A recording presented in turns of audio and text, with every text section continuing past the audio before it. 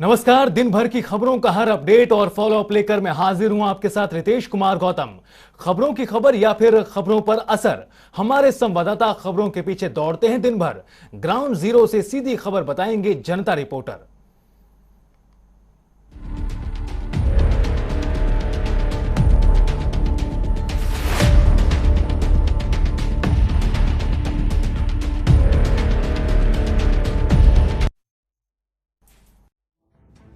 राधा तू बड़ भागिनी कौन तपस्या कीन, तीन लोक तारण तरण सो तेरे आधीन। आज देश भर के अंदर श्री कृष्ण जन्माष्टमी को लेकर उत्सव का माहौल है।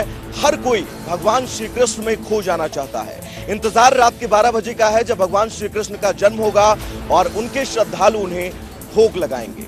इसी बीच अगर बात मथुरा की करें, भगवान श्री कृष्ण के जन्मस्थान मथुरा में भगवान श्री कृष्ण जन्माष्टमी को लेकर तैयारियां जोरों पर हैं। सुबह से ही मंदिरों में हजारों की संख्या में श्रद्धालु पहुंच रहे हैं जो भगवान श्री कृष्ण के बस दर्शन करना चाहते हैं, एक झलक पाना चाहते हैं अपने इष्ट आराध्य भगवान श्री कृष्ण की। इस बीच अगर बात करें, क्योंकि देश भर के अंदर कोरोना जैसी महामारी का प्रकोप चल रहा है, देश भर में तमाम एहतियात बरते जा रहे हैं। मंदिर के अंदर भीड़ न हो, इसको लेकर भी खास इंतजाम किए जा रहे हैं। मथुरा के अंदर कोविड के उन तमाम नियमों का पालन किया जाएगा, फिर चाहे सोशल डिस्टेंसिंग हो, चाहे मास्क का इस्तेमाल हो। सुरक्षा व्यवस्था चाक चौबंद की गई है कि किसी भी तरह से स्थितियां ना बिगड़े। इंतजार भगवान श्री कृष्ण के लाखों करोड़ों भक्तों का है रात के 12 बजे का, जब भगवान श्री कृष्ण का जन्म होगा और वो अपने इष्ट देव भगवान श्री कृष्ण को भोग लगाएंगे।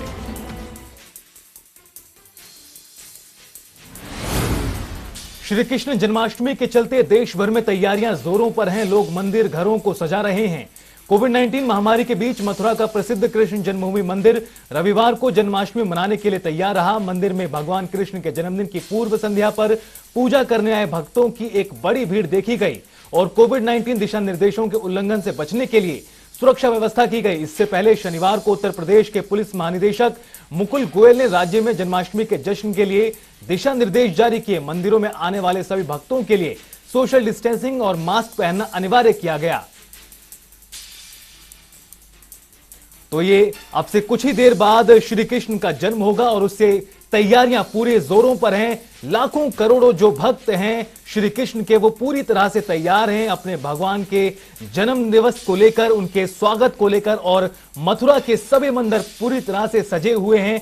चारों तरफ भक्तों की भीड़ नजर आ रही है। लोग पूरी तरह से तैयार हैं भगवान श्री कृष्ण के जन्म दिवस को लेकर। अब से कुछ ही देर बाद उनका जन्म होगा और इसको लेकर पूरी तैयारियां की गई हैं। कोरोना का साया है, ऐसे में तमाम एहतियात बढ़ते जा रहे हैं ताकि कोई भी ढील ना हो पाए और कोरोना का जो संक्रमण है वो खतरा ना बन जाए आने वाले दिनों में। और इसमें जो जन्माष्टमी की तैयारियां हैं वो तकरीबन पूरी हो चुकी हैं और जो तमाम मंदिर हैं पूरी तरह से सजाए गए हैं। जन्माष्टमी की तैयारियां इस वक्त तकरीबन पूरी हो चुकी हैं। अलग अलग जगहों पर जो तस्वीरें देखने को मिल रही हैं उसमें मंदिरों में भीड़ दिखाई दे रही है और मंदिर पूरी तरह से सजे हुए नजर आ रहे हैं।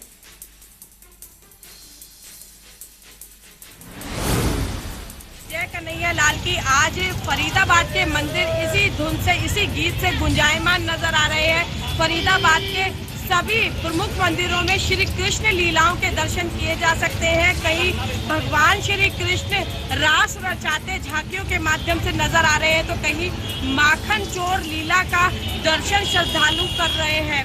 इसके साथ साथ आपको बता दें कि शहर के प्रसिद्ध महारानी वैष्णो देवी मंदिर में 25 फुट झूले पर नंदलाला विराजमान है और नंदलाला को झुलाने का सौभाग्य श्रद्धालुओं को प्राप्त होगा। कहीं अमरनाथ के शिवलिंग तो कहीं महाभारत काल की झांकी श्रद्धालुओं को बरबस ही अपनी ओर आकर्षित कर रही है। कोरोना के बीच में जिस तरह से श्रद्धालु मंदिर में लगातार सुबह से ही आ रहे हैं, कहीं ना कहीं जो आस्था है वो कोरोना के डर पर भारी पड़ती फरीदाबाद में नजर आ रही है।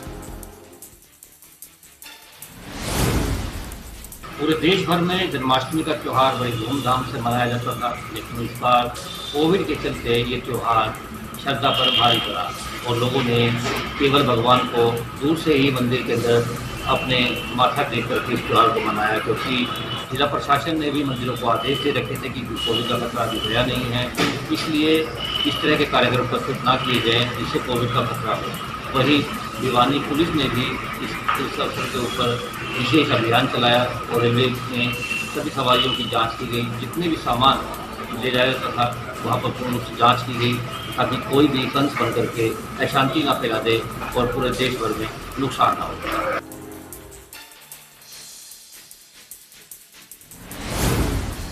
टोक्यो ओलंपिक के बाद पैरालंपिक में भी भारत का शानदार प्रदर्शन देखने को मिल रहा है। दरअसल पैरालंपिक में भारत ने 8 पदक हासिल किए हैं, जिसमें 2 गोल्ड मेडल भी शामिल हैं।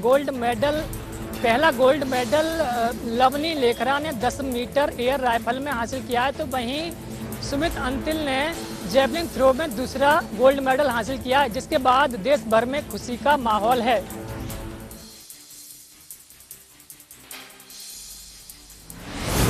पैरालंपिक में भारत के शानदार प्रदर्शन के बाद देश भर में उत्साह का माहौल है। अवनी लेखरा और सुमित अंतिल ने गोल्ड जीतकर देश का मान बढ़ाया है। जीत पर पीएम मोदी समेत कई नेताओं ने बधाई दी। वहीं आपको बता दें कि अवनी राजस्थान के जयपुर की रहने वाली हैं और सुमित अंतिल हरियाणा के सोनीपत के रहने वाले हैं। दोनों के पैतृक शहर में खुशी का माहौल है।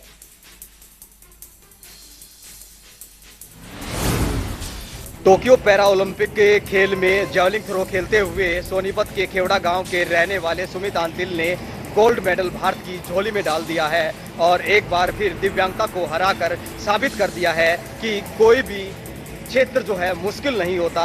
और वहीं बहन से राखी का गिफ्ट का वादा करके गए सुमित ने अपना वादा पूरा कर दिखाया है और इस कड़ी मेहनत के बाद एक बार फिर पूरा देश जो है सुमित अंतिल पर गर्व कर रहा है, क्योंकि 2015 में एक हादसे में अपना पैर गंवा देने के बाद भी उसने हौसला नहीं छोड़ा और लगातार काफ़ी जद्दोजहद उन्होंने खेल के प्रति की है। और इस मैदान में एक जद्दोजहद करते ही देश की झोली में जैवलिन थ्रो करते हुए एक वर्ल्ड रिकॉर्ड उसने बनाया है, जहां F67 इवेंट में खेलते हुए देश के लिए गोल्ड मेडल जीतते हुए वर्ल्ड रिकॉर्ड बनाकर देश का गौरव ऊंचा किया है। तो पूरे विश्व के मानचित्र पर आज हिमाचल के ऊना जिला का नाम जो है वो रोशन करने वाले निशान ने एक बार फिर से पैरा ओलंपिक में सिल्वर मेडल जीतकर कहीं ना कहीं इस देश का नाम ऊंचा जरूर किया और उसके साथ साथ अपने माता पिता और गांव वासियों। जिस प्रकार से खेल शुरुआती चरण में चल रहा था, निशांत का हौसला, जो उसका जो फेस रिएक्ट था, वो कहीं ना कहीं देखने लायक था कि पूरी उम्मीद थी कि निशांत जो है वो गोल्ड मेडल लाएगा और ऐसा ही उनके पिताजी को और उनकी फैमिली के अन्य सदस्यों को विश्वास था। पर लेकिन कहीं ना कहीं चूक हुई और कहीं ना कहीं दो लोगों को यहाँ पर सिल्वर मेडल दिया गया है। ब्रॉन्ज मेडल की बजाय दोनों को सिल्वर मेडल दिया गया है, क्योंकि दोनों की कूद जो है वो लगभग 2.6 रही है। तो एक अच्छा निर्णय यहाँ पर यूरी का भी रहा है और उसके लिए भी इनके पेरेंट्स ने, निशांत के पेरेंट्स ने धन्यवाद जो है वो किया। और साथ में प्रदेश सरकार और केंद्र सरकार से ये मांग कर डाली है कि जिस प्रकार से ओलंपिक के खिलाड़ियों का मान सम्मान वहाँ की राज्य सरकारों ने, केंद्र सरकार ने किया, वही मान सम्मान मेरे बेटे के लिए भी प्रदेश सरकार और केंद्र सरकार करे। कई राज्यों के बाद अब राजधानी दिल्ली में भी स्कूल खोले जाएंगे। दिल्ली सरकार ने कक्षा 9वीं से 12वीं तक के स्कूलों को खोलने का फैसला लिया है। कक्षा 9वीं से 12वीं के स्कूल 1 सितंबर से खोले जाएंगे। इसके अलावा कक्षा 6ठी से 8वीं तक के स्कूलों को 8 सितंबर से खोला जाएगा। राज्यों के बाद अब राजधानी दिल्ली में भी स्कूल खोले जाएंगे। दिल्ली सरकार ने 1 सितंबर से दिल्ली में कक्षा 9 से 12वीं तक के स्कूलों को खोलने का फैसला लिया है। इसके बाद चरणबद्ध तरीके से स्कूलों को खोला जाएगा। 9वीं से 12वीं के अलावा कक्षा 6 से 8वीं तक के स्कूल 8 सितंबर से खोले जाएंगे। डिप्टी सीएम मनीष सिसोदिया ने कहा कि स्कूलों में सोशल डिस्टेंसिंग का सख्ती से पालन करना पड़ेगा और किसी भी छात्र को स्कूल आने के लिए मजबूर नहीं किया जाएगा। छात्रों के आने के लिए अभिभावकों की सहमति जरूरी होगी। अगर अभिभावक सहमति नहीं देते हैं तो छात्रों को स्कूल आने के लिए मजबूर नहीं किया जाएगा और स्कूल को इसके लिए भी एब्सेंट मार्क नहीं करना होगा।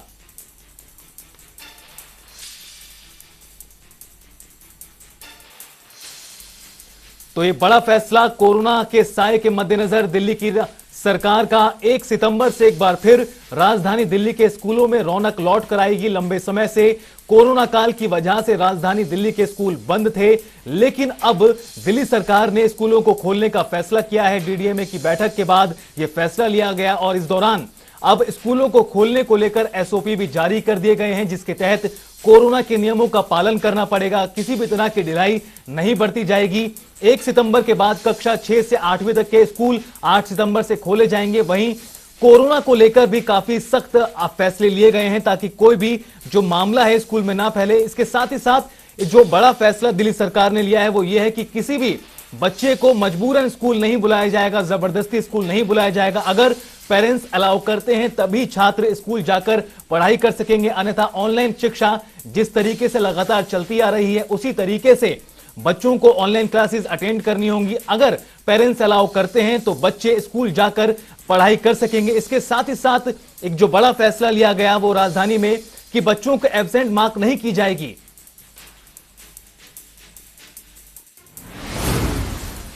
मुख्यमंत्री मनोहर लाल ने प्रदेश सरकार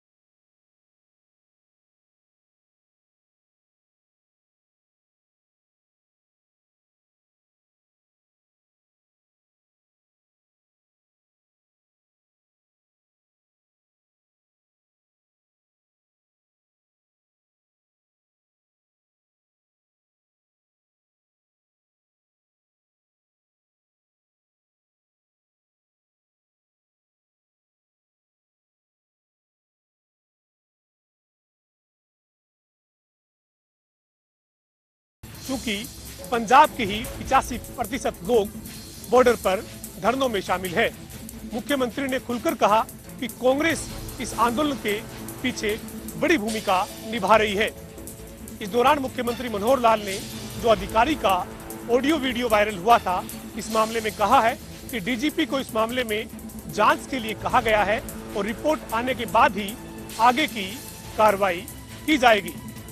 मुख्यमंत्री ने इस दौरान अधिकारी को एक तरह से ये भी साफ कर दिया है कि इस मामले में अधिकारी का जो बयान है वो शब्दों का चयन ठीक नहीं है, लेकिन आंदोलन में इस तरीके से जब कोई उग्र होता है तो सख्ती से निपटने की भी जरूरत है।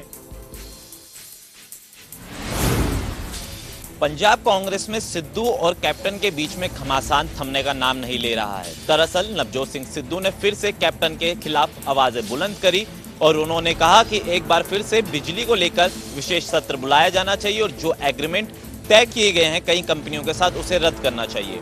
हालांकि तमाम दावे यही किए जाते हैं कि सिद्धू और कैप्टन के बीच में नाराजगियां खत्म हो गई हैं, लेकिन जिस तरीके से सिद्धू लगातार कैप्टन पर निशाना साध रहे हैं उससे साफ पता चलता है कि भीतर कलह भी समाप्त नहीं हुई है।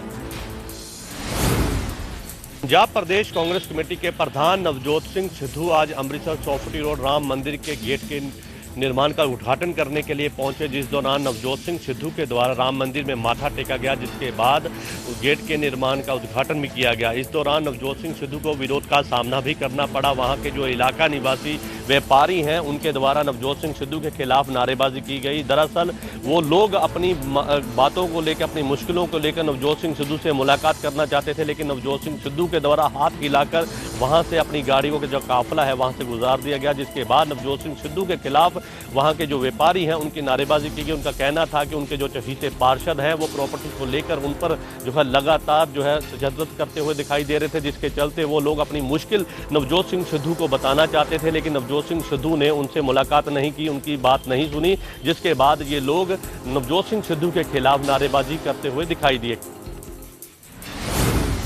उत्तराखंड में एक बार फिर से बादल फटने की खबर सामने आई है। बादल फटने से अब तक 5 लोगों की मौत हो चुकी है, जिनमें 3 बच्चे भी शामिल हैं।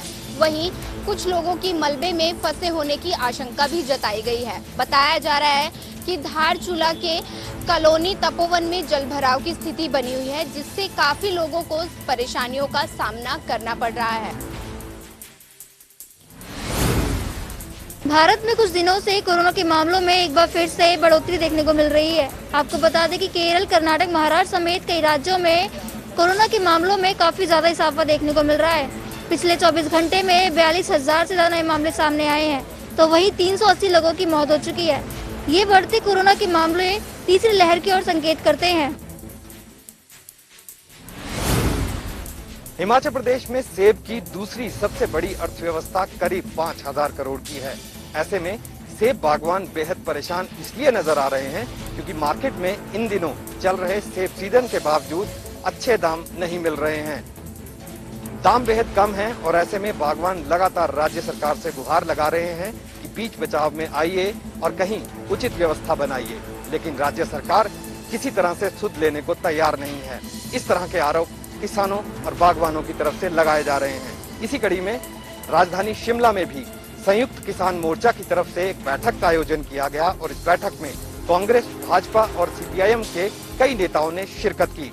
बागवानों का ये कहना है कि जल्द से जल्द राज्य सरकार कोई हल निकाले ताकि जो खरीदारी करने वाले बड़े प्लेयर्स हैं, जिनमें अडानी, लदानी और तमाम बड़ी कंपनीज जो हिमाचल प्रदेश से सेब खरीदारी करती हैं, ऐसे में अपनी मर्जी से दाम तय किए जाते हैं, जबकि ये राज्य सरकार की मंजूरी से होना चाहिए कब दाम बढ़ाए जाएं और कब दाम घटाए जाएं।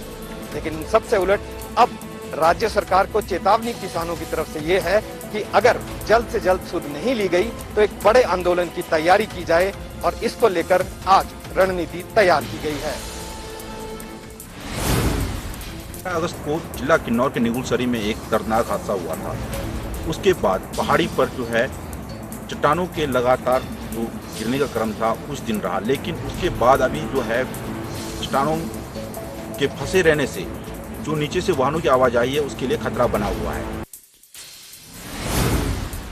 बल्लभगढ़ की जगदीश कॉलोनी में जगदीश धर्मशाला के पुनर्निर्माण के लोकार्पण के मौके पर प्रदेश के परिवहन मंत्री मूलचंद शर्मा ने करनाल में पुलिस द्वारा किए गए लाठीचार्ज पर बड़ा बयान दिया है। मंत्री मूलचंद शर्मा ने अपने बयान में कहा कि पुलिस के ऊपर जिन लोगों ने फावड़े से हमला किया है वह किसान हो ही नहीं सकते। यह किसान को बदनाम करने की साजिश है। किसानों की मंडी में महापंचायत अभी समाप्त हो गई है। मंडी में किसानों ने मंच के माध्यम से मीटिंग कर एक बड़ा ऐलान किया है कि भी अगर जिस प्रकार से बरसाना टोल प्लाजा पर पुलिस द्वारा किसानों पर लाठीचार्ज किया गया था, उन सभी अधिकारियों और पुलिस कर्मचारियों पर आपराधिक मामले दर्ज। इसके लिए 7 तारीख का अल्टीमेटम दिया है। 7 तारीख के बाद वह किसान है जो प्रदेश भर के इकट्ठे होकर आर पार की लड़ाई सरकार के खिलाफ लड़ेंगे। इसके अलावा रायपुर चट्टान में जो किसान की मौत लाठीचार्ज के द्वारा हुई है उसके परिवार को एक ब्रिज क्षेत्र में जहां जन्माष्टमी की धूम रहती है, तो वहीं गांव दूधौला में भी जन्माष्टमी के अवसर पर खेल कूद प्रतियोगिता का आयोजन ग्रामवासियों की तरफ से किया गया, जिसमें मुख्य अतिथि के तौर पर पृथला के विधायक एवं हरियाणा वेयर हाउस के चेयरमैन नयनपाल रावत पहुंचे। नयनपाल रावत ने कहा कि जिस तरीके से प्रधानमंत्री नरेंद्र मोदी और मुख्यमंत्री मनोहर लाल खिलाड़ियों के लिए सुविधाएं उपलब्ध करवा रहे हैं, तो कहीं ना कहीं उसी का नतीजा है कि जो देश के खिलाड़ी विदेशों में भी देश का नाम रोशन कर रहे हैं। लगातार खिलाड़ी जो गोल्ड मेडल ला रहे हैं देश के लिए, जहां अपने क्षेत्र का नाम रोशन कर रहे हैं, तो वहीं कहीं ना कहीं खेल नीति का ही ये सारा का सारा जो है श्रेय है और कहीं ना कहीं सरकार इसको लेकर पूरी तरह से गंभीर है। लगातार खिलाड़ियों के लिए अच्छी सुविधाएं उपलब्ध करवाने का प्रयास में जो है सरकार जुटी हुई है। रोहतक में वैज कॉलेज के पास पंजाब नेशनल बैंक के एक एटीएम में अचानक आग लग गई। आग इतनी भयंकर थी कि एटीएम धू कर जलने लगा। उसके बाद राहगीरों की मदद से आसपास के लोगों ने आग को बुझाने की कोशिश की, लेकिन आग भयंकर थी जिसके कारण जो है एटीएम धू कर जल रहा था। उसके बाद जो है फायर ब्रिगेड की गाड़ी को बुलाया गया। फायर ब्रिगेड की गाड़ी मौके पर पहुंची और आग पर काबू पाया गया। तब तक एटीएम की मशीन पूरी तरह से जल चुकी थी। हालांकि बैंक मैनेजर को भी सूचित किया गया। बैंक मैनेजर मौके पर पहुंचा। बैंक मैनेजर ने बताया कि आज जन्माष्टमी की छुट्टी थी, जिस कारण यह अंदाजा नहीं लगाया जा सकता कि आग कैसे लगी है। उसके बाद कितना कैश था ये भी अंदाजा नहीं लगाया जा सकता। बैंक मैनेजर ने कहा कि कल बैंक खुलेंगे, उसके बाद ही इस कारणों का पता लग पाएगा। हालांकि पुलिस मौके पर पहुंची है, जांच में जुट गई है। पुलिस का यही कहना है कि आग लगने के कारण क्या है, यह जो है जांच का विषय है। और यहां रुकेंगे एक छोटे से ब्रेक के लिए। आप बने रहिए जनता टीवी के साथ।